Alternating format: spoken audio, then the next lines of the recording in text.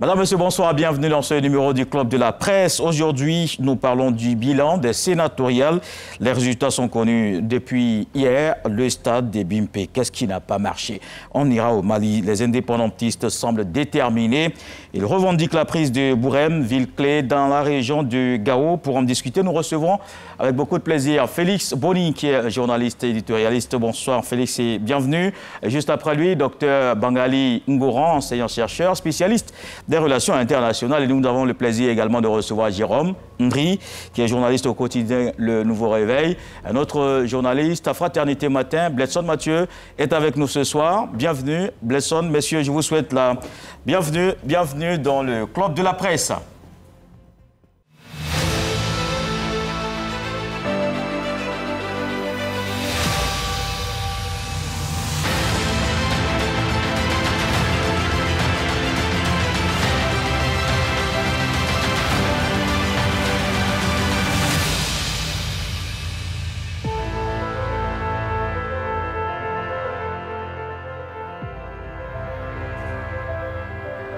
Fin hier des sénatoriales, les résultats aussitôt rendus dans la soirée de ce samedi par la commission électorale indépendante. Le décryptage juste après cet élément de Davis Soyo. Les résultats des élections sénatoriales 2023 sont connus. Le RHDP se positionne à la première place avec 56 sièges. Une autre démonstration de force du parti au pouvoir sur le terrain. Le PDCI-RDA s'en sort avec 6 sièges, donc deuxième, loin derrière le RHDP. Les indépendants se retrouvent au podium avec 2 sièges. Les sans étiquette politique ferment ainsi le classement. Le PPACI, la coalition PDCI-PPACI et le FPI sortent bredouille de ce scrutin réservé aux conseillers municipaux et conseillers régionaux. De 122 candidats regroupés en 121 listes de candidatures, on prépare à ce scrutin au suffrage indirect. 199 bureaux de vote ont été ouverts dans 32 circonscriptions électorales en attendant l'élection dans la circonscription électorale du Guémont. Pour l'heure, ils sont au nombre de 64 sénateurs élus. Pour rappel, 2 tiers des 99 sénateurs de la Chambre haute sont élus et le tiers nommé par le président de la République, Alassane Ouattara.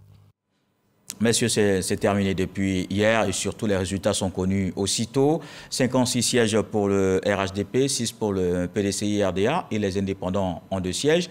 Jérôme Ndri, quel est votre premier commentaire? Il n'y a pas de grande surprise. Hein. Après les régionales et les municipales, on savait que pour ces sénatoriales, le parti au pouvoir allait faire une razzia. Et c'est ce qui s'est passé. Nous avons 56 sièges pour le RHDP, 6 pour le PDCI et 2 pour les indépendants. Mais il y a eu quelques surprises quand même au niveau des fiefs du PDCI, dans le Moronou par exemple, du RHDP qui a raflé le siège. Et ce que je voudrais souligner, et qui est important, peut-être qui est inédit, c'est le cas du Bélier. Le cas du Bélier où le président du Sénat a été battu par le PDCI-RDA. C'est vraiment historique. Pour mémoire de journaliste, je n'ai jamais vu ça en Côte d'Ivoire. Un président d'institution qui va à une élection. C'est vrai, le Sénat est assez jeune quand même, c'est la 2e fois, mais je parle en général des présidents d'institution. Et le président Aoussou Diallo, malheureusement, est tombé pour la 2e fois en tant que président du Sénat. C'est la grosse surprise de ces élections sénatoriales. On va en reparler. Vous dites pour la 2e fois parce qu'il était candidat pour la région. Oui. Bledson Mathieu. Oui, les deux sont liés, hein, les régionales, les municipales et les sénatoriales. C'est sensiblement la même chose. Le RHDP gagne parce qu'elle a fait razzia au niveau des municipales et des régionales. Les autres partis, naturellement, quand tu n'as pas l'électorat, parce que là, ici, c'est les grands électeurs, ce sont les conseillers qui élisent, et quand tu n'as pas l'électorat conséquent, tu ne peux pas espérer un peu plus. Pour moi, il n'y a pas de surprise particulière. Ouais. Félix Boni, c'est sans surprise? Sans surprise, je ne peux pas répéter ce que les autres ont dit. On est quand même un peu... en fait, les résultats de ces élections annoncent également une sorte de fiasco pour le PPACI, le parti de Laurent Gbagbo. N'oublions pas que nous avons 3 grandes classes politiques en Côte d'Ivoire, le RHDP, le PDC et le PPACI aujourd'hui. Et on se rend compte qu'après les élections locales, où ils ont eu seulement 2 postes de mairie à Mbato et à Ouragayo, sénatorial, ils n'ont rien eu. Et le FPI également, qui accentue encore sa descente en affaires. Pour ne pas nous répéter les autres, le RHDP a conforté cette position parce que déjà les élections locales, les résultats avaient déjà donné le RHDP favori, d'autant plus que ce sont les conseillers municipaux et régionaux élus qui élisent les sénateurs, donc c'est sans surprise. Docteur Bangalingo. Je pense que ce qu'on peut dire premièrement dans la forme, c'est que en principe, ces sénateurs devaient être élus par les conseillers municipaux. Il se trouve qu'il y a beaucoup de contentieux aujourd'hui qui sont en cours par rapport à l'élection municipale et le Conseil d'État devait se prononcer dans un délai de 1 mois. Avant que finalement le Conseil d'État n'ait rendu son verdict sur les nombreux recours qui ont été introduits, il y a des élections qui ont été organisées dont les électeurs étaient, dans certains cas, des conseillers municipaux, dont peut-être la victoire a été contestée. Et donc je pense que c'est la première observation qu'on peut faire. À cette critique-là, la CEI avait répondu que même si ces recours-là étaient autorisés par la loi, eux, dans leur entendement, les résultats qui ont été proclamés étaient les résultats définitifs.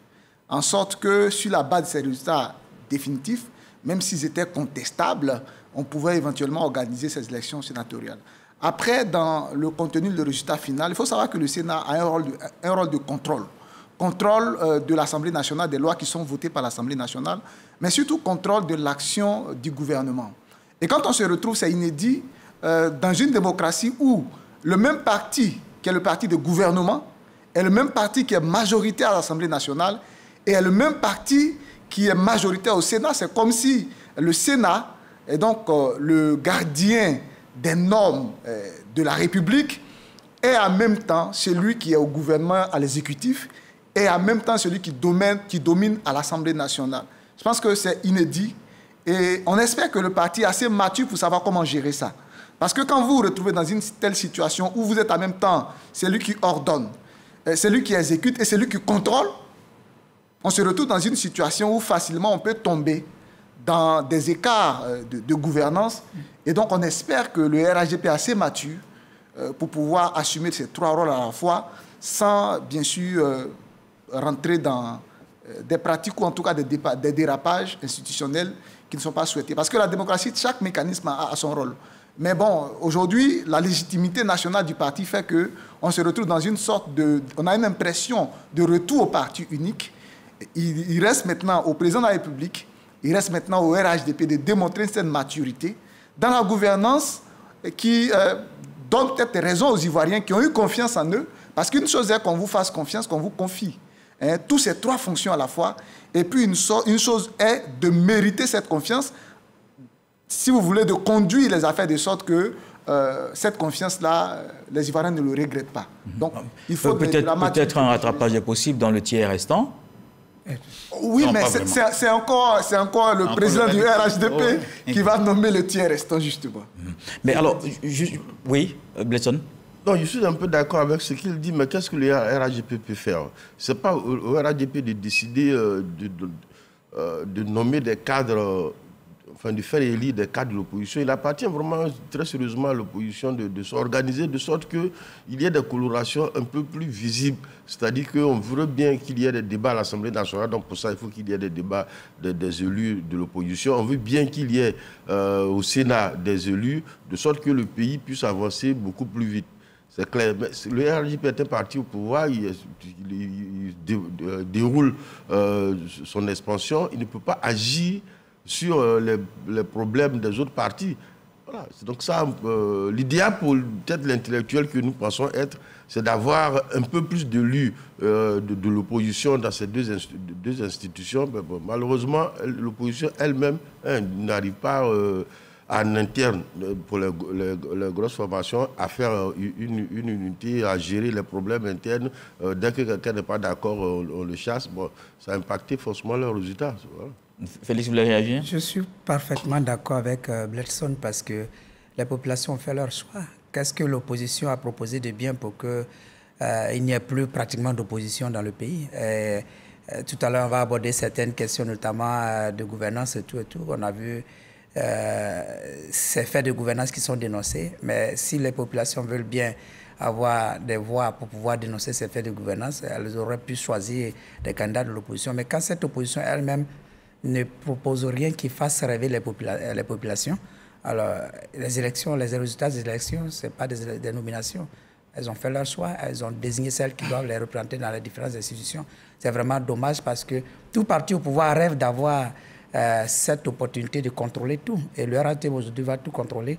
Et là aussi, je reviens à ce que le Dr Bangali a dit. Il leur appartient d'être suffisamment responsable dans la gestion. Parce qu'on a vu le cas, par exemple, du stade de BP. Comment, on va en parler tout à l'heure. Comment les populations réagissent. Et si on avait des institutions comme l'Assemblée nationale où il y avait des députés majoritaires de l'opposition, elles auraient pu peut-être réclamer des séances d'information parlementaires pour comprendre ce qui s'est passé au niveau du Sénat également. Mais là, ce sont des élections. Le RHDP a gagné et le RHDP s'en félicite. Ouais. Et justement, je voudrais qu'on revienne sur un cas, et c'est Jérôme qui l'a dit, c'est un cas inédit. Dans le Bélier, Jeannot Oussoukwadio, le président du Sénat, le président évidemment sortant, qui ne parvient pas à avoir le suffrage nécessaire pour garder le poste. Est-ce qu'on peut dire aussi que c'est une surprise ou non? En même temps que c'est une surprise, mais c'était prévisible. Parce que quand vous perdez, vous en tant que président d'institution, vous perdez des élections régionales, que sur 6 mairies, le RADP remporte 4 mairies et que vous êtes incapable de pouvoir remporter les élections législatives alors que c'est les grands électeurs qui votent, bon, là on peut parler de surprise. Mais déjà pour ceux qui connaissent quand même la configuration politique du Bélier, on savait que le président du Sénat ne pouvait pas, ou bien disons c'était difficile pour lui de remporter les régionales. Mais au niveau des sénatoriales, il y avait quand même un peu d'espoir, parce que quand on voit quand même la configuration, 4 mairies sur 6, et que c'est les conseillers qui doivent voter, bon, la grosse surprise est venue quand on regarde les résultats des sénatoriales, même à Didier Vi, qui est son fief, il a perdu. À Djekanou, qui est dirigé par le RADP, le président du Sénat a perdu. Donc aujourd'hui, il faut s'interroger. Il faut s'interroger, est-ce que réellement le RADP a une bonne assise au niveau du Bélier, comme on veut le faire croire, ou on veut le maquiller? Je ne crois pas. Avec ces élections, je ne crois pas. Mais ce qui est arrivé dans le Bélier est vraiment historique. Et peut-être ce sera dans les annales de l'histoire de la Côte d'Ivoire, un président d'institution qui paye une élection comme ça facilement, à 2 reprises, à moins d'une semaine, qui paye l'élection à 2 reprises. Vraiment, le RADP doit s'interroger sur son assise au niveau du Bélier. Bletson Mathieu? Oui, ça fait quand même un peu de surprise parce que, comme il a dit tout à l'heure, il a d'abord perdu à Didier Vi. Je crois que tout est parti de Didier Vi, qui est son village, où la mairie a été remportée quand même par le RHDP. On considère que c'est son équipe qui a fait la mairie. Bon, malheureusement, c'est là qu'il commence à perdre. Et quand on ajoute Djekanou, du coup, l'enjeu est terrible, puisqu'on attendait le grand match va se dérouler à Toumoudi. Bon, ayant perdu déjà sur ces bases, il était difficile de gagner chose. Maintenant, est-ce que cela peut mettre en cause les communes gagnées par le RHDP? C'est que quand on parle d'assises du RHDP, j'ai dit non. On ne peut pas dire que comme Aoussou a perdu, du coup, la légitimité des conseils municipaux de Didier Vi, de Djekanou, en tout cas les 4 communes dans le Bélier remportées par le RHDP a douté. Non, ce n'est pas ça. Je pense que les élections locales, que ce soit sénatoriales ou communales, c'est toujours par rapport à un cadre. Toujours. C'est-à-dire qu'un parti qui gagne dans une commune, le même parti change de candidat, il peut perdre. Généralement, les relations entre l'individu... C'est l'équation personnelle. L'équation personnelle joue beaucoup plus même que la carte...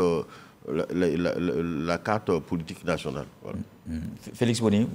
Il m'a précédé dans sa conclusion, Bletson. Effectivement, c'est de cela qu'il s'agit. Je ne crois pas que peut-être ce soit la formation politique qui est un souci, mais je crois que quand on regarde bien dans le fonctionnement des choses, même dans les 4 communes que le RATP a gagnées, le RATP a perdu au sénatorial dans au moins 2 de ces communes. Ça veut dire que c'est une équation personnelle.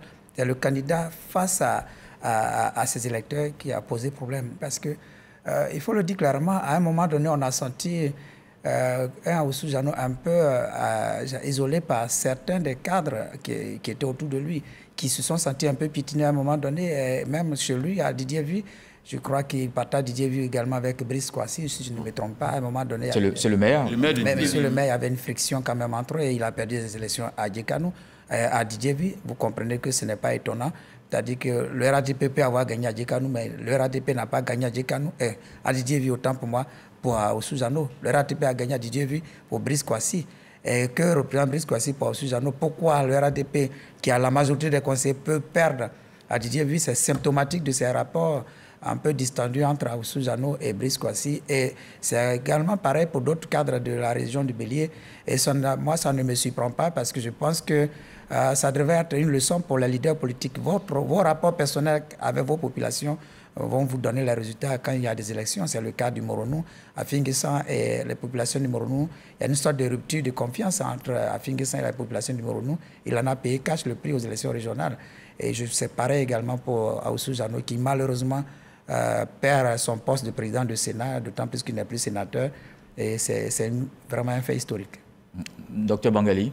Oui, je pense que les élections se perdent ou se gagnent avant le vote. Parce que le jour du vote vient en quelque sorte faire une quantification de ce qui a été construit avant le jour du vote. Et donc, quand vous êtes un leader de cette envergure nationale et que non seulement pendant les régionales, la population vous rejette, et qu'en plus, pendant les élections sénatoriales, les élus locaux, après la population également, vous rejettent, je pense qu'on est tenu de nous poser des questions sur quoi reposait effectivement la légitimité qu'on prêtait à M. Oussouye-Jano, parce que jusque-là, on le connaissait, en tout cas, il s'est appuyé au niveau national sur son statut de président des cadres et élu du Grand Centre. Et donc, il paraissait comme celui qui représentait le vœu baoulé. Et c'est à ce titre-là que M. Oussouye-Jano a réussi cette percée, donc d'être à la tête d'une institution de la République comme le Sénat. Aujourd'hui, le fait que son monde s'écroule, au-delà de sa personne, je pense que ça met aussi en difficulté le chef de l'État. Parce que très souvent, à chaque fois que le Conseil, sinon les membres du gouvernement sont nommés, les Ivoiriens vont scruter la liste pour savoir si toutes les régions sont représentées. Donc il a veillé à ce qu'au niveau des grandes institutions également, tous les grands groupes qui constituent la Côte d'Ivoire, qui est quand même multi-ethnique, soient aussi représentés. Et un originaire du Grand V baoulé était donc à la tête de cette institution qu'est le Sénat. Il se trouve qu'il n'a pas été à la hauteur. Qu'est-ce que le président fait aujourd'hui? Est-ce qu'il utilise, le stylo de la nomination au nombre des 33 qu'il doit nommer? Il les nomme et ensuite le RAGP qui est majoritaire le fait voter président du Sénat. Ben dans ce cas-là, il a quelle légitimité?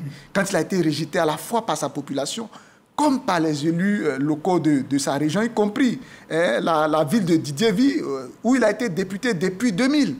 Donc son fief, son bastion. Vous ne pouvez pas avoir une position nationale si il n'y a pas, cela ne s'appuie pas sur des racines dans un bastion clairement défini.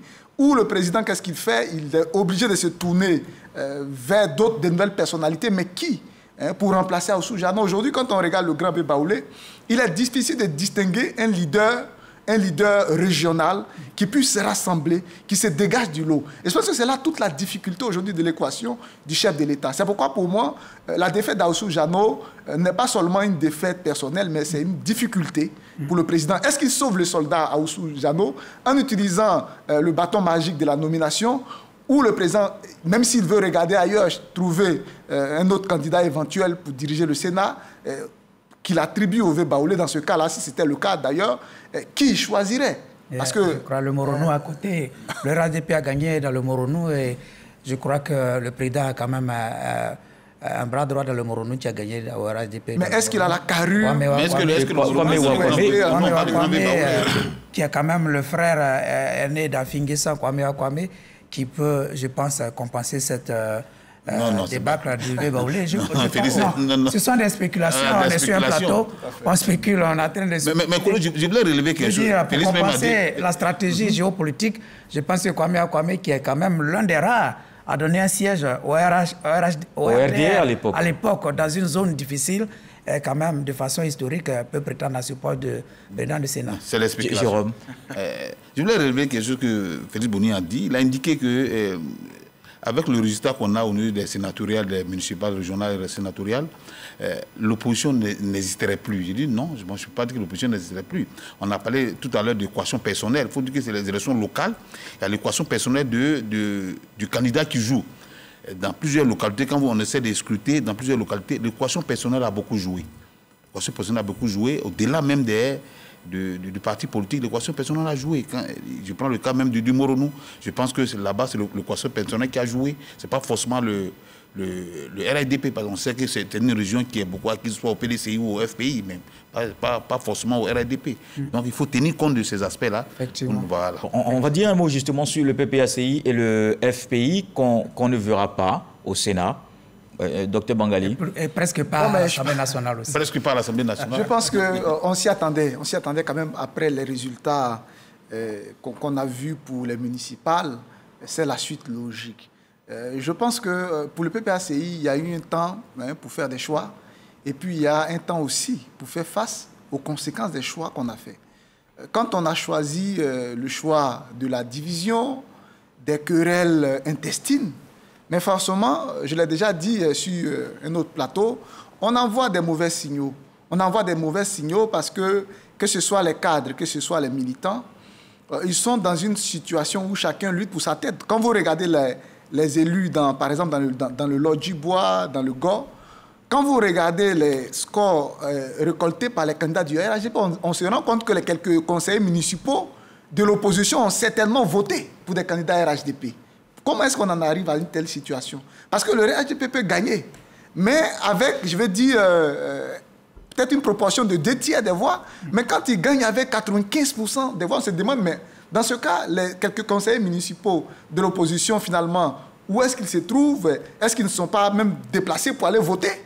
Mais je pense qu'on est dans une situation inédite d'amoindrissement de l'opposition. C'est vrai que le PDCI a essayé d'arracher son épingle du jeu comme pour les élections précédentes, mais pour le PPACI, c'est l'écroulement total. Ça pose la question aujourd'hui de convoquer pour moi des assises de la gauche pour s'entendre, s'écouter, parce qu'il est encore possible de recoller les morceaux, mais on ne peut pas s'enfermer. Recoller les morceaux avec qui? Entre le PPACI et le FPI? Entre eux-mêmes. Bon, d'abord, entre eux, bon, je vais dire l'ancienne majorité présidentielle. Donc, quand je parle de l'ancienne majorité présidentielle, c'est le FPI, c'est le PPACI, c'est MGC, c'est le courant proche de Mamadou Koulibaly. Donc, c'est cette grande famille qu'on peut reconstituer aujourd'hui. Si, bien sûr, si ce n'était pas une alliance sur la base des intérêts, parce qu'on était au pouvoir, donc il y avait des prébendes qu'il fallait partager. Mais si cette alliance-là était vraiment idéologique, basée sur des convictions et des valeurs, je pense que c'est le moment de s'asseoir et réfléchir. Au lieu de s'emmurer dans les accusations de fraude, de dire que si on a aujourd'hui ce poids, c'est parce qu'en face, il y a eu de la tricherie. Aller dans ce sens-là, c'est refuser de faire son autocritique. Alors que le plus important dans l'échec, c'est l'autocritique. Il faut s'asseoir pour dire quelle est notre part de responsabilité et comment est-ce qu'on règle ça, on change la tendance avant 2025. Félix Boni. Je suis totalement d'accord. Aujourd'hui, la gauche est réduite à une proportion pratiquement résiduelle, c'est-à-dire cette gauche n'existe pratiquement pas au plan électoral. Par contre, je pense que peut-être elle existe de façon populaire parce que, je l'ai dit également tantôt, on a 8 millions d'électeurs, on a eu moins de 3 millions d'électeurs qui sont allés à ces élections. Il y a quand même pratiquement 5 millions d'électeurs qui sont encore dans la nature, qu'il faut aller chercher. Il y a des échéances à venir, notamment les présidentielles, qui sont encore plus passionnantes que les autres, ces élections, quand bien même elles ne sont pas minorisées. Mais cette gauche, elle est en train de pratiquement disparaître sur la scène politique. Parce qu'aujourd'hui, c'est le RHDP et le PDCI, c'est-à-dire la même famille politique qui s'est fracturée, qui règne. Si vous ajoutez tous les députés du PDCI aux députés du RHDP, on a l'ensemble des députés au footistes. Où est l'opposition? Elle n'existe pratiquement plus. Cette opposition doit se remettre en cause, poser les bonnes questions, se retrouver pour essayer de voir quel est son positionnement par rapport à l'avenir. C'est bien pour la Côte d'Ivoire parce qu'il va falloir qu'on ait une diversité de visions pour que la démocratie puisse être vraiment féconde en Côte d'Ivoire. Et il faut que cette opposition prenne ses responsabilités et se retrouve rapidement. Oui, parce que s'il faut parler de gauche, donc cette gauche-là, on l'opposerait à la droite. Si on prend la droite, Félix Bouni a parfaitement raison, il faut ajouter le PDCI et le RHDP, parce que quand on arrive en 90, c'est à ce moment-là que cette notion de gauche et de droite va s'affirmer, c'est parce qu'il y avait tous les partis de gauche réunis d'un côté et le PDCI. Et c'est ce PDCI-là qui aujourd'hui se retrouve sous la forme PDCI et RHDP. Bon, vraiment, cette gauche-là, il serait vraiment intéressant, comme mes prédécesseurs l'ont signalé, qu'elle se retrouve, qu'elle réfléchisse, parce que les valeurs qu'elle partageait ou les éléments qu'elle vendait n'existent plus. Elle a commencé à dire on veut la démocratie, on veut le multipartisme, ça a été réglé en 90. Entre 90 et aujourd'hui, les enfants qui sont nés en 2000 ont 23 ans. Ils n'ont pas connu ce qu'on appelle le parti unique. 33 ans. 33 ans, pardon. Ils n'ont pas connu le parti unique. Ils ne savent pas ce que c'est que vivre dans un parti où on a une seule chaîne de télévision qui fonctionne avec un programme réduit. Nous, on a connu cela. Avec un programme réduit. À partir de... Vraiment, on ne fait pas toute la journée. On n'avait pas des émissions telles qu'aujourd'hui, vous avez Tempo et autres. Et il n'y avait pas de portable. Aujourd'hui, les gens ont beaucoup de chaînes. Mais en plus, même à notre époque, en matière de sport, tu ne peux supporter que l'ASEC ou l'Africa. En gros. Mais aujourd'hui, dans son année, ils sont de Paris Saint-Germain, de Chelsea, c'est-à-dire ils ne connaissent même pas les joueurs ici. Donc, comme un enfant qui regarde le match de Barcelone, toi, tu vas lui parler de la nécessité de faire du multipartisme, mais il ne t'écoute pas. À l'époque encore, on a vécu avec nous quelques musiciens qu'on avait, Mamadou Doumbia, Isha Kone, Baïs Pinto, qui sortaient un morceau tous les 5 ans. De sorte qu'on était obligé de se contenter de... Aujourd'hui, les enfants, là, ils ne les écoutent même pas, ils ont même leur mode musical. Ceux-là votent. Donc c'est vraiment une autre génération. Ça fait 70% de l'électorat. Pendant ce temps, on a l'impression que le PPACI et toute la gauche, ils sont encore là pour dire non, c'est tricherie, non, c'est tricherie. Non, c'est le découpage électoral. Vous prenez les élections municipales de 95 à aujourd'hui, le PPACI n'a jamais remporté une seule élection municipale. Même lorsque Babou arrive au pouvoir en 2001, c'est le RDA à l'époque qui avait remporté les élections. Donc ça, c'est le terrain même. C'est pratiquement le terrain... je ne sais pas, en athlétisme, chacun a son domaine. Il y a des gens qui sont forts dans les 100 mètres, d'autres sont dans le marathon. Les élections municipales, là, ça, c'est leur terrain. D'accord. Oui, alors, mais non, par exemple, sans excuser le PPACI pour cette débâcle-là, je suis de ceux qui pensaient que c'était un peu précipité pour le PPACI d'aller à ces élections-là. Parce que, voici, le président Laurent Gbagbo vient, le FPI est cassé en deux, il va créer le PPACI à peine 1 an. Bon, peut-être que le parti est jeune, mais les hommes non, qui les hommes l'animent... ne sont pas jeunes, le parti est jeune. Quand tu regardes même l'organisation du parti, le parti n'est pas totalement organisé. Cette excuse, je ne l'ai pas. Non, j'ai sans les excuser. Bon, d'accord, je voudrais quand même qu'on parle aussi du PDCI. Un mot sur le PDCI, un mot sur le PDCI, 6 sièges, est-ce que c'est quand même pas insuffisant? Oui, c'est insuffisant, mais vous savez dans quelles conditions le PDCI est parti à ces élections. À 1 mois de ces élections, le PDCI paye son leader. D'autres partis n'allaient même pas pouvoir supporter ce coup-là. Mais le PDCI a fait un effort, malgré cette situation difficile, il est parti à ces élections. 6 sièges, c'est pas bon, mais c'est pas mauvais. Bon, dans ces conditions. Non, je pense qu'il faut écarter rapidement. Vraiment Tout à l'heure, on parlait du PPACI, on a été tous d'accord. Soyons d'accord pour le PDCI, c'est la même chose en gros. Sauf que le PDCI, le PDCI a un électorat assez résiduel et n'évolue pas par rapport à ce électorat-là. Au fur et à mesure qu'on va avancer, si le PDCI reste dans ce canevas, mais lui aussi va disparaître. Et nous, non. Mathieu, je ne suis pas d'accord avec toi. Pourquoi moi j'en parle? J'en parle parce que... non, ne prends pas un cas, par exemple, Jérôme, tu laisses tes la démocratie veut qu'il y ait une opposition forte. C'est extrêmement important pour le pays. C'est extrêmement important. Peut-être que tout à l'heure, on va aborder le deuxième sujet. Oui, on va y aller rapidement. Pourquoi la démocratie est extrêmement importante? Quand vous avez une Assemblée nationale monocolore, même qu'on va demander une enquête parlementaire sur des sujets où le gouvernement a parfaitement raison, mais les gens sont sur les réseaux sociaux et ils ne savent même pas à qui se fier. Si le ministre parle, on dit non, c'est la même chose. Un député va parler, c'est la même chose. Un journaliste va défendre, c'est la même chose. Il faut qu'il y ait des gens en qui on peut avoir confiance à l'Assemblée nationale, au Sénat. Et c'est pour ça qu'on s'intéresse à la vie des différents partis politiques. D'accord. Alors, on va continuer. Certainement, évidemment, on va en reparler dans le deuxième sujet. La semaine également marquée par ce match amical Côte d'Ivoire-Mali qui n'a pu aller à son terme. La faute à une pelouse impraticable. Davis Oyo. L'interruption du derby sous-régional entre la Côte d'Ivoire et le Mali au stade Alassane Ouattara d'Ebimpe suscite encore des réactions, à commencer par les internautes à travers divers posts et directs sur les réseaux sociaux. Ils ont manifesté leur mécontentement face à l'état de la pelouse de ce stade de 60 000 places. Cette pelouse présentait déjà un visage peu reluisant en début de rencontre, avant d'être inondée après plus d'une vingtaine de minutes. Une pluie qualifiée d'exceptionnelle par le porte-parole du gouvernement lors de la conférence de presse du dernier Conseil des ministres.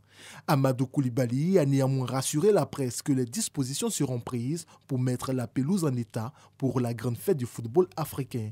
Le ministre des Sports, Paulin Claude Danho, a effectué une visite sur le terrain 48 heures après le match Côte d'Ivoire-Mali pour toucher le problème du doigt.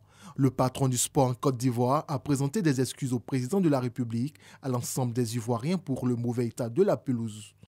Paulin Claude Danho rassure l'opinion nationale que la pelouse sera mise aux normes internationales pour la Coupe d'Afrique des Nations. Concernant le coût de la réhabilitation de la pelouse et du système de drainage, le ministre des Sports a affirmé qu'il était de 1,2 milliard de francs CFA, loin des 20 milliards de francs CFA avancés par les internautes et certains médias. Malgré toutes les assurances des membres du gouvernement, les Ivoiriens invitent la tutelle à situer les responsabilités et s'interrogent. La pelouse du stade Alassane Ouattara d'Ebimpe sera-t-elle aux normes internationales pour la Coupe d'Afrique des Nations qui s'ouvre dans 4 mois? Et bien, on va rebondir sur cette question de Davis Oyo. Est-ce qu'Ebimpe peut être prêt pour la CAN en janvier? Jérôme. Bon, au dire du ministre des Sports, Ebimpe sera prêt. Mais les Ivoiriens ont encore un peu de doute par rapport à ce qui s'est passé récemment. Quand le ministre dit, par exemple, qu'il y aura des ajustements au niveau du drainage, nous sommes un peu surpris. Il y a eu un premier cas, on nous a dit qu'on devait aller réajuster pour que le stade soit aux normes. Le ministre a avancé une somme de 1,2 milliard pour réajuster. Mais quand on finit ça, qu'il y a un souci, bon, comme on le soulignait tout à l'heure, dans les normes, puisque le ministre est passé devant le Parlement pour pouvoir exposer, le Parlement devait convoquer, pourquoi pas, le ministre, pour qu'il vienne quand même situer un peu les responsabilités, qu'est-ce qui s'est passé, et puis qu'est-ce qui n'a pas marché pour qu'on soit à cette situation. On ne le dit pas, on ne dit pas, le ministre dit qu'il y aura des ajustements. Bon, est-ce que vous croyez ce que le ministre dit? Pour l'instant, on reste dubitatif. Mais ce que je voulais souligner par contre, c'est que les Ivoiriens ont été quand même choqués par cette situation. Quand, par exemple, après ce qu'on a vécu, le porte-parole du gouvernement vient dire que non, personne n'a à sanctionner. Si on a sanctionné, est-ce qu'on doit sanctionner la pluie? Bon, ça nous met quand même dans une situation un peu difficile. On ne parle pas comme ça, c'est comme narguer un peu les Ivoiriens. C'est l'argent du contribuable qui a été utilisé. S'il y a un souci, quelqu'un disait que non, on ne gère pas un pays à travers les réseaux sociaux, on gère un pays avec les opinions de ceux qu'on gère. Donc les Ivoiriens on se devoir de demander à ceux qui utilisent l'argent du contribuable, vous avez fait quoi avec? Donc pour ce cas du stade de Bimpe, je pense qu'il faut, pour situer les responsabilités, il ne faudrait pas qu'on reste là pour dire non, que bon, il y aura des ajustements pour la CAN. Au-delà de ça, il faudrait que le Parlement puisse convoquer le ministre des Sports pour qu'il vienne nous dire ce qui s'est passé et que les responsabilités soient situées. Bledson Mathieu. Bon, moi je n'ai pas d'inquiétude, je crois à ce que le gouvernement dit, mais je le crois aussi parce qu'on a 6 stades, hein, et c'est le seul stade sur lequel il y a eu un problème de pelouse. Donc on sait faire des pelouses, même si ce n'est pas nous qui le faisons forcément. La notion de pelouse ne se pose pas à la Côte d'Ivoire. Les autres stades, ça marche bien. Donc je n'ai pas d'inquiétude. Maintenant, bon, ce qui s'est passé, c'est à la limite la force des réseaux sociaux aujourd'hui, hein. C'est-à-dire que quelqu'un a fait la remarque, 2 personnes, 3 personnes, et à un moment donné, on a eu l'impression que l'ensemble des Ivoiriens est choqué par les images en provenance de Bimpe. Bon, il y avait tous les ingrédients étaient réunis, moi j'en riais, tous les ingrédients étaient réunis.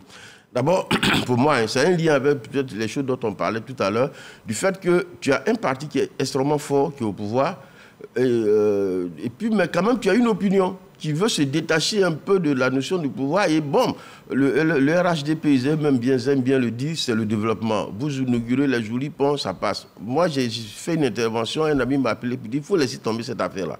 Quand vous faites vos ponts, là, nous, ça nous fait mal, mais on applaudit quand même. Là, il faut nous laisser, on va quand même se réjouir. Donc, tu as ça. Tu as la personnalité même d'en haut qui est ministre des Sports. Le sport, c'est vraiment le domaine où c'est pas politique, mais il y a beaucoup de passion, il y a beaucoup de karaté. Quand je parle de karaté, ne voyez pas les pratiquants d'arts martiaux, c'est dans le football, là, les gens se battent le plus. Donc, quand tu es là-bas, tu fais 1 an, tu fais 2 ans, tu as quand même des ennemis là-bas. Donc, quand tout ce monde-là se retrouve sur cette affaire de dire, bon, écoute, nos infrastructures sont bizarres, donc on va critiquer, tu t'y assures. Et puis, il y a aussi autre chose que j'ai vu sur les réseaux sociaux, les gens ont créé une sorte de topé ou d'alliance avec les Camerounais. Je ne sais pas d'où ça vient, mais depuis la dernière CAN, il y a des Ivoiriens qui font des vidéos pour montrer que la Côte d'Ivoire en avance, les Camerounais qui attaquent. Et donc, pour eux, lorsque on retransmet un match, au cours duquel les Camerounais voient que nous, on a un mauvais stade, bon, donc ça, c'est déjà une honte. Et puis, bon, le même topé existe en gros avec le Mali, on se chambre. Voilà. Et quand vous attaquez le Mali, et même ils s'attendaient qu'en 45 minutes, on fasse 6-0. Bon, non seulement l'équipe nationale n'arrive pas trop à avancer parce que ça, c'est un autre problème. Et voilà la pluie encore qui les empêche de jouer. Donc, quand tu mets tout ça dedans, bon, ben, tu peux pas rattraper ça. Était finalement devenu trop lourd. Le ministre de la Communication, parce que ça s'est passé mardi, mercredi, il y a un conseil de ministres, il vient, il explique ce qui s'est passé. Les gens encore tout à l'heure le disaient. Non, ça dit, à la limite, on n'a qu'à laisser ça comme ça. Mais ce qu'il dit, c'est ce qui est juste aussi, en fait. Non, c'est pas juste. Ça, bon, un avis évidemment contraire. On va écouter Félix Boni. Jérôme, on va écouter Félix. J'allais dire heureusement qu'il y a les réseaux sociaux pour contourner la supradomination de l'institutionnel dont on vient de décrire tout à l'heure l'aspect monocolore. Laissons le Cameroun et les Camerounais. Parlons de nous-mêmes. Les Ivoiriens ont été choqués, frustrés. Et les Ivoiriens, la Côte d'Ivoire a été humiliée. En premier, notre président, dont le stade porte le nom, parce que présenté comme un stade prestigieux. Et comme il est prestigieux, ce stade porte le nom du président de la République. Alors, sortons des réseaux sociaux et allons sur les médias étrangers. C'est une histoire qui a sali l'image de la Côte d'Ivoire à 4 mois d'une compétition africaine, continentale, qui est suivie par le monde entier. C'est une histoire qui a quand même sali l'image, porté atteinte à notre image. Et la Côte d'Ivoire, qui est quand même la première économie de l'UEMOA, ne peut pas prêter cette image au monde entier. Il faut avoir le courage de le dire. On ne peut pas parler dans un pays sérieux comme le nôtre, on ne peut pas banaliser des faits de ce genre, même en parlant de pluie exceptionnelle. Il n'y a pas de pluie exceptionnelle. Est-ce que l'homme prévoit la pluie? Il n'y a pas un bouton pour la pluie. Et puis il y a des pluies plus violentes que celles-là en Côte d'Ivoire. D'ailleurs, il continue de pleuvoir. Il a plu hier. Et qui vous dit qu'il ne pleut pas en janvier? Suivez bien, depuis un bon moment, il n'y a plus de saison de pluie en Côte d'Ivoire. Il pleut dans tous les mois. Et c'est des pluies torrentielles là, à tout moment. Alors, quand on nous parle de 1 milliard de réhabilitation et tout le reste, rappelons-nous que la dernière réhabilitation, c'est en 2021. On devait être prêt en 2023 et c'est à cause des pluies de juin qu'on a reporté la CAN en 2024. Alors maintenant, de 2021 à 2023, vous voyez le délai, nous sommes maintenant à 4 mois. Ce stade, selon ce qu'on entend dire, devait abriter le match d'ouverture, mais également la finale. Ça veut dire que ce n'est pas n'importe quel stade. Grand frère, les 5 autres stades-là, on n'a pas encore joué dessous sous la pluie. Donc on ne peut pas savoir encore si ces 5 autres stades aussi pourront résister à la pluie lorsqu'on aura une compétition là-bas. C'est le moment d'avoir 5 matchs amicaux pour qu'on joue et en espérant qu'il y aura aussi des pluies exceptionnelles. Puisqu'il y en a, c'est des expressions qu'on apprend maintenant et on va se familiariser à ces expressions dans les annales du lexique ivoirien. On va se familiariser qu'il y aura des pluies exceptionnelles pour tester les stades de Bouaké, de Korogo, de San Pedro, de Yamoussoukro, pour qu'on soit à l'abri de toute surprise. Nous avons effectivement critiqué le Cameroun, qui n'était pas prêt. À un moment donné, des stades boueux. Aujourd'hui, c'est nous. Ayons le courage de faire notre mea culpa, notre autocritique. Et je souhaiterais, il n'est pas encore tard, l'Assemblée nationale peut demander une enquête parlementaire rapidement, ou organiser une séance d'information parlementaire pour se saisir, que les députés fassent preuve vraiment de nationalisme et qu'ils sortent des clivages politiques. Alors, ils l'ont démontré une fois lorsqu'il y a eu la loi qui devrait introduire la question sur le mariage autour. C'est tous les députés de l'Assemblée nationale qui ont dit non, stop, on n'accepte pas. S'il y a un cas qui peut porter atteinte à l'image de la Côte d'Ivoire, moi je souhaiterais que le Parlement se saisisse de cette histoire. Et on a l'impression qu'on veut donner une prime à l'impunité. Curieusement, le lendemain, le ministre a été fait commandeur. Je dis, mais les Ivoiriens... Est-ce que c'est plutôt pas une coïncidence? C'est une cérémonie prévue à l'avance. C'est une coïncidence, je suis d'accord. C'est une coïncidence, mais là, c'est une vilaine et mauvaise coïncidence. Parce que cette image, également, a choqué davantage les Ivoiriens, puisque aujourd'hui, ce sont ces images qui circulent avec son collier de commandeur de mérite national. Après ce qu'on a vu au lendemain de ce scandale, le ministre a fait commandeur. C'est une mauvaise coïncidence. C'est là, comme si les choses avaient été prévues pour que le scandale soit amplifié. Docteur Bangali. Je pense que c'est l'exemple typique qui, tout à l'heure, quand je relevais le fait que pour une démocratie, c'était beaucoup de responsabilités que le même parti soit au gouvernement majoritaire, qu'il soit à l'Assemblée nationale majoritaire et au Sénat majoritaire. Parce que je ne leur reprochais pas cela, mais j'interpellais le gouvernement sur le fait que cela leur imposait un certain niveau de responsabilité et de maturité. Dans le cas du stade de BMP, il s'agit d'un défaut, je dirais, de contrôle. Nous sommes étonnés qu'un stade qui a eu déjà des problèmes de pelouse en 2021, il y a eu des travaux qui ont été refaits. Et entre 2021 et 2023, personne n'a eu à l'idée d'aller évaluer le niveau de drainage, la capacité, comment est-ce que le stade se comporte pendant une pluie diluvienne. À Abidjan, ce n'est pas ce qui manque. On a eu pratiquement 2 ans d'observation et on se rend compte que les autorités découvrent en même temps que le peuple ivoirien que quand il pleut fortement à Abidjan, le stade, le système de drainage, parce qu'on a identifié le problème essentiel, c'est qu'il y a un problème de drainage, donc un défaut d'écoulement d'eau. Donc ils découvrent le problème le même jour que la population nationale, que la presse internationale. Donc ça pose un problème. On l'a vu dans le cas de la réalisation des différents voies express, que ce soit à Abidjan, San Pedro ou en tout cas l'autoroute du Nord. On a vu des délégations du Sénat qui sont allées sur les chantiers pour évaluer le travail qui a été fait, poser des questions et tout cela. Et je pense que c'est ça aussi la fonction des différents parlements. Qu'est-ce que l'exécutif fait des capitaux du contribuable ivoirien? Alors, défaut également au niveau des éléments de langage, parce que lorsqu'on faisait les travaux de réfection de cette pelouse-là, il y a des traces dans la presse qui sont restées. On a avancé un chiffre de 20 milliards pour financer les travaux liés à la pelouse. Aujourd'hui, on nous explique qu'il s'agit plutôt de 20 milliards qui ont été affectés à la fois à la pelouse, mais aussi à d'autres défaillances, notamment liées à des vestiaires qu'il fallait déplacer, des cabines médias qu'il fallait rééquiper, une salle VVIP qu'il fallait réaménager, mettre aux normes et tout cela. Mais une chose est sûre, c'est que finalement, on se pose la question, si on doit reprendre cette pelouse-là, qui paye? Parce que si, selon le code des contrats publics, il y a ce qu'on appelle une retenue de garantie. Quand on passe un contrat avec un opérateur, un maître d'œuvre, il y a un pourcentage du montant du contrat qu'on garde par déversoir et on attend sur 10 ans.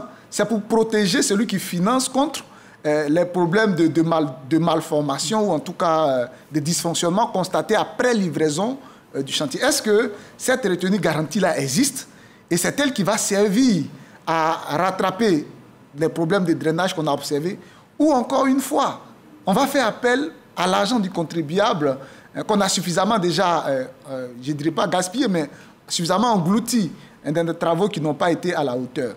Selon ce qui a été dit, l'opérateur qui était impliqué dans les travaux a été dessaisi. On a fait appel à l'entreprise qui a travaillé sur le terrain de San Pedro, qui doit reprendre, donc on ne sait pas à quel niveau. Est-ce qu'il faut corriger seulement le problème de drainage ou encore il faut revoir la pelouse parce qu'initialement dans les éléments de langage, le ministère et l'ONS nous avaient expliqué en 2021 qu'il s'agissait d'une pelouse hybride et finalement il se trouve que la pelouse n'est pas du tout hybride. Donc il y a quand même des niveaux, des éléments de langage, des dysfonctionnements pour lesquels il faut situer des responsabilités. Même pas forcément dans le sens de sanctionner, mais pour qu'on puisse tirer des leçons, des dysfonctionnements, pour ne pas que les mêmes choses se répètent. Je vous quelques réponses aux interrogations, puisque monsieur, quand même, j'ai posé des questions avant de venir quand même. Qui paye les travaux qui vont être faits là-bas, c'est l'entreprise. Ça, ce n'est pas l'État de Côte d'Ivoire. C'est-à-dire ce qui s'est passé est que les travaux n'ont pas été livrés en 2021. Ce n'est pas une affaire on a fini les travaux en 2021, c'est justement 4 jours. Non, non, non. Ces travaux-là ont été livrés pratiquement une semaine avant. Il y a eu beaucoup de choses là-dedans, mais ça a été livré une semaine avant. Et c'est le premier match test. Quand il y a eu des tests, ce premier match qui a eu lieu là-bas, il y a eu ce problème. Donc, ce qui a été fait, c'est de demander à celui qui a fait pour San Pedro, pour dire, bon, viens assister le monsieur. Donc, sinon, c'est lui qui paye. Mais celui de San Pedro a fini son boulot. On trouve que c'est beaucoup plus réel, enfin beaucoup plus solide. Donc, il vient à BIMP. Maintenant, BIMP, ce n'est pas seulement le drainage d'eau qui a posé problème. Il y a la pelouse elle-même, qui est une pelouse hybride. Hybride, ça veut dire que si on prend le gazon naturel et puis on utilise... synthétique. Fibres. Non, pas du tout synthétique, ce n'est pas un mélange des deux. Non, une pelouse, elle est soit synthétique, soit elle est naturelle. Ce n'est pas ça, mais il y a plutôt des matières qu'on met dans le gazon qui permet au gazon d'être bien fixé. C'est cette raison que les gens parlent de sable au milieu. Et cette matière-là n'a pas fonctionné et elle a en même temps crispé le système de drainage. Il y a deux problèmes. L'eau n'est pas partie, mais en même temps, la pelouse, la deuxième substance qui devrait davantage fixer le gazon, n'a pas fonctionné. Elle n'a pas du tout fonctionné. Donc, il y a eu deux problèmes. Mais maintenant, il y a un troisième problème quand même. On devrait disposer de matériel de pompe pour aspirer l'eau, parce que c'est vraiment la troisième précaution qu'on prend. Sauf que la pluie ne s'est pas arrêtée aussi. Donc, comment faire ça? On a 90 minutes. Je peux aussi poser la question à Blaise. Jérôme. Je peux poser la question à Blaise. Je ne sais pas s'il a posé cette question aussi aux experts. Le terrain a été livré 10 jours avant, je crois bien. Oui. 10 jours avant. Et avant de livrer le terrain, ils n'ont pas testé quand même. Ils ont testé, en tout cas quand on leur a demandé, ils ont dit non, ils ont testé, ils ont mis non, là ils n'ont pas testé, puisque cette pluie exceptionnelle vient bien tester. Bon, mais dans tous les cas, le résultat est là. Ce que je vais dire, à un moment, il faudrait que nous arrêtons quand même. C'est pas reluisant pour l'image de la Côte d'Ivoire. D'excuser. C'est finalement... Voilà, à un moment, il faut arrêter d'excuser quand même les uns et les autres, et puis de passer à perte et profit toutes les défaillances et balayer la chose, non. Pour vous, il faut situer les responsabilités. Peut-être aller un peu plus loin, jusqu'à la sanction. Non, le ministre m'a dit que dans la chaîne de commandement, il va prendre des décisions. Quand il y a un scandale de la sorte, il faut que quelqu'un paye. On a vécu le scandale du Probo Koala en Côte d'Ivoire.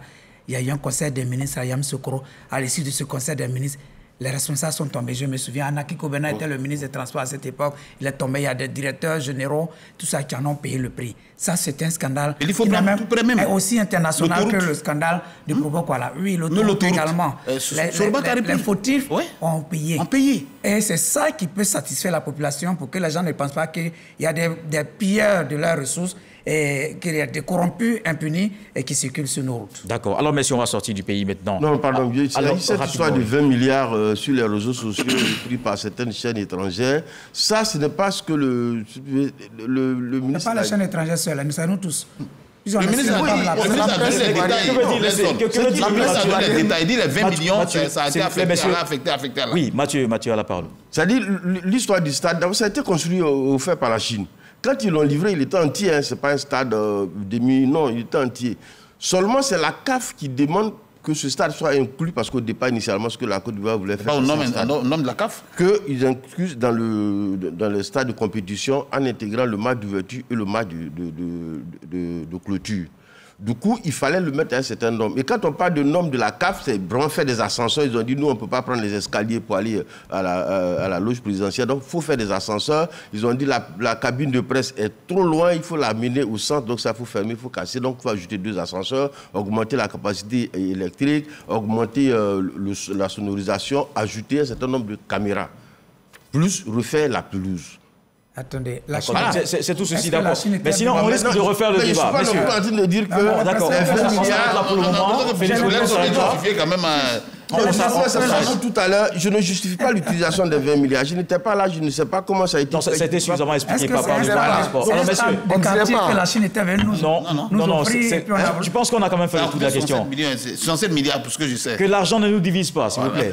On va sortir du pays. On va sortir du pays et aller au Mali. Les indépendantistes sont déterminés. Ils revendiquent la prise de Bourem, une ville clé dans la région de Gao. On en parle avec Davis Oyo et on se retrouve. Tension au nord Mali. Mardi dernier, des groupes armés ont attaqué l'armée malienne dans la ville de Bourem, une ville dont ils disent avoir pris le contrôle. Ces affrontements entre l'armée et les ex-rebelles indépendantistes connaissent depuis le début du mois d'août un regain de violence jamais égalé depuis la signature de l'accord de paix d'Alger en 2015. Dans un communiqué diffusé mardi soir, l'armée malienne a assuré avoir repoussé une attaque complexe impliquant des voitures piégées. Bilan, 10 morts et 13 blessés parmi les soldats et 46 terroristes tués.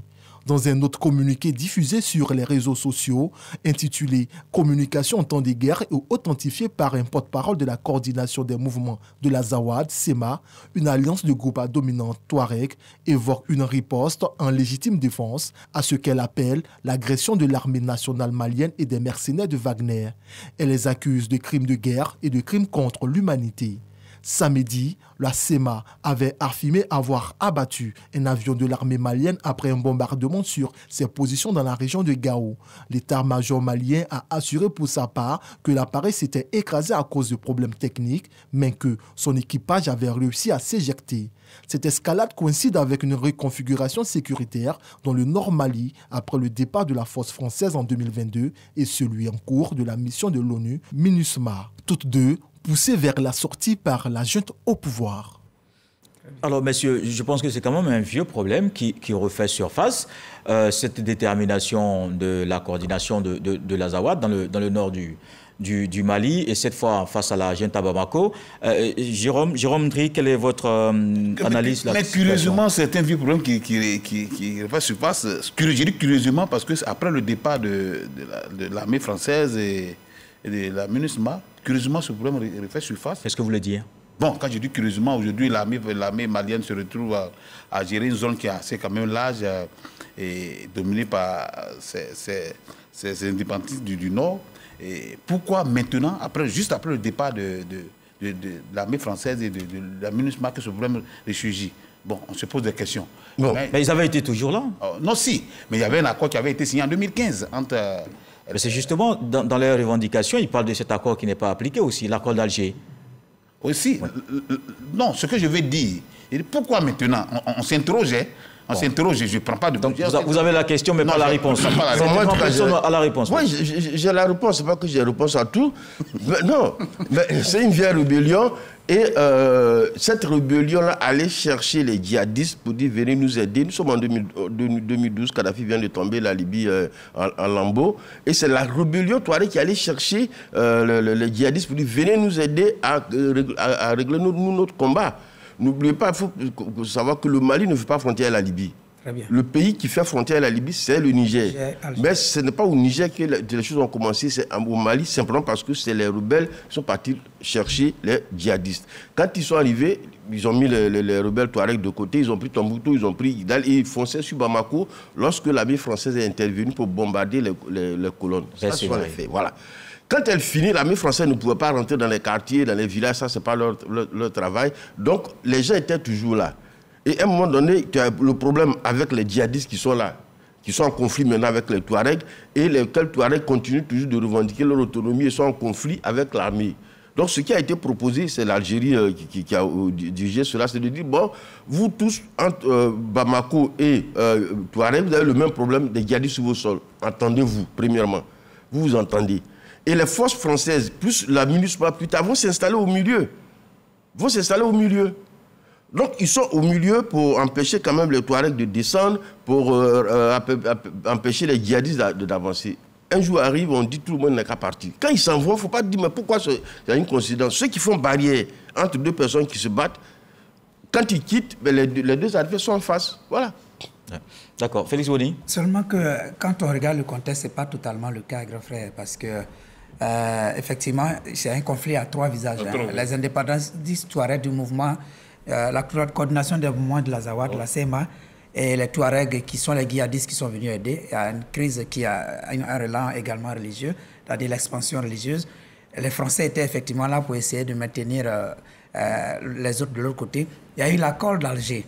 Il se trouve que jusqu'à un moment donné, les rebelles refusaient d'appliquer l'accord d'Alger. C'est-à-dire qu'ils continuaient toujours d'attaquer. Et c'est tout ça là qui a entraîné toutes les crises des institutions au niveau, les coups d'État, parce qu'on continuait toujours de les attaquer. Et alors, depuis un moment, le Mali, les dirigeants actuels du Mali, depuis un moment, il faut le dire clairement, ont acquis du matériel du contrôle, comment ça s'appelle, les drones tout autour du contrôle. Et depuis cet instant, les Touaregs, en tout cas les mouvements de l'Azawad, ont commencé à plaider pour l'application de l'accord d'Alger. Les 15 accords ont été... les dirigeants maliens avaient exigé l'application jusqu'à maintenant.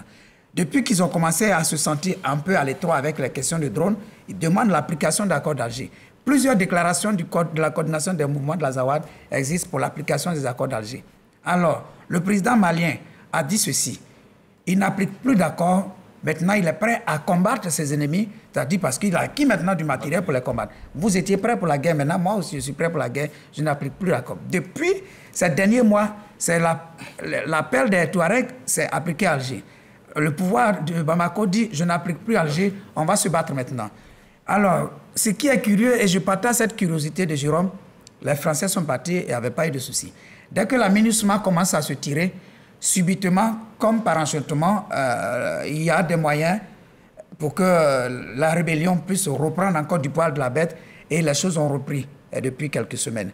D'où tire-t-il cette force, les armements dont ils disposent? Parce qu'aujourd'hui, on va parler de forces d'interposition. Mais quand ces forces d'interposition étaient là pendant 9 ans, la situation n'a pas évolué en faveur du pouvoir de Bamako. Cette force-là se retire, et les autres de leur côté qui réclamaient l'application de l'accord du dialogue pour avoir une solution maintenant, disent désormais on fait une déclaration de guerre. Parce que le communiqué qui a été fait, c'est une déclaration de guerre. Pourquoi? Il y a beaucoup de questions à se poser. Il y a beaucoup de questions à se poser, d'accord. Je pense que l'État malien se retrouve face à un adversaire à deux visages.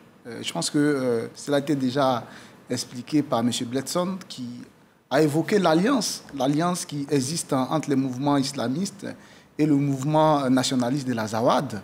Alors, le mouvement nationaliste de l'Azawad signe des accords en 2015, mais à travers ses alliés islamistes en temps de paix, continue d'attaquer les positions de l'armée malienne, d'attaquer les positions des forces d'interposition.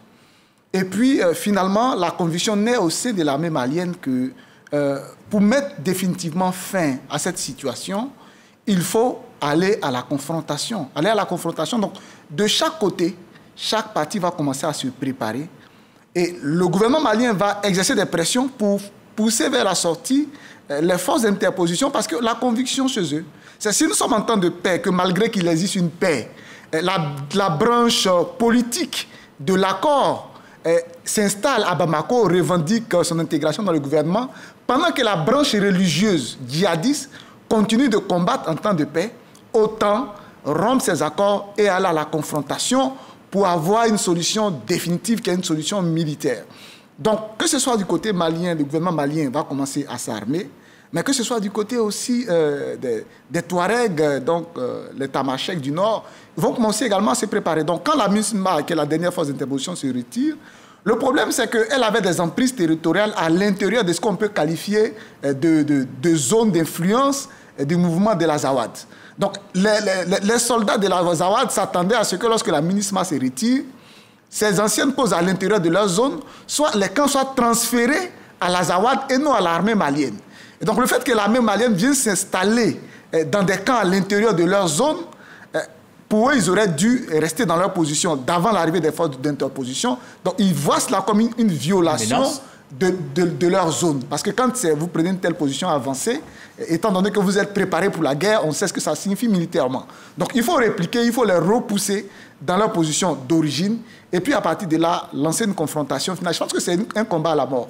Parce qu'il ne peut pas y avoir deux armées sur un espace qui est revendiqué souverainement par un État. Donc, soit les mouvements de l'Azawad coalisés avec leurs alliés djihadistes, donc l'autre face de la contestation Touareg, parce que pour moi, ce sont deux faces de la même pièce. Soit ils se coalisent et ils défont complètement le gouvernement malien pour descendre jusqu'à Bamako, ou le gouvernement malien qui revendique aujourd'hui son contrôle sur l'entièreté de son territoire arrive à les écraser, les repousse hors de ses frontières. Et je pense que dans ce sens-là, le Mali vient de signer l'alliance des États sahéliens avec le Niger et le Burkina Faso. Et parce que ces trois pays-là sont constitués de populations touareg qui ont leur espace de mobilité, de sorte que quand ils sont en difficulté, on utilise un territoire voisin comme base arrière pour se refaire avant de revenir. Donc, il pense à une gestion globale de ce conflit qui certainement sera engagée au Mali, mais il n'y aura pas de possibilité de repli pour ces forces traquées au Mali, ni au Burkina, ni au Niger. Dans les autres pays. Alors, merci, messieurs. On a vraiment fait le tour de toutes ces questions. Merci, Jérôme Dri, Bledson Mathieu, Félix Boni, Dr Bangali. Merci à toutes les équipes. Cette émission réalisée par Arlène Poka. Merci à tous. À tout de suite pour le journal de 20h. À dimanche pour un autre numéro du Club de la Presse.